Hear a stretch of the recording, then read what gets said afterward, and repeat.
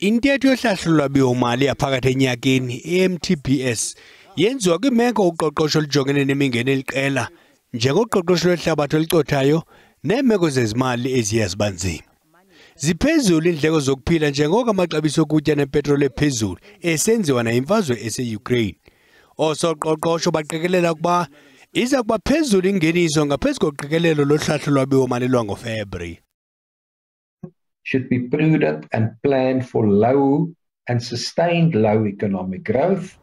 Phakathi kwemiba ephambili kurhulumente lityala lemali ekolodwa i-eskom ekumakhulu-4 eebhiliyoni randi. Urhulumente uphantsi koxinzelelo lokuba asungule imali yesibonelelo esisigxina kwiimpula zikalujaca, mali leyo athi akanayo.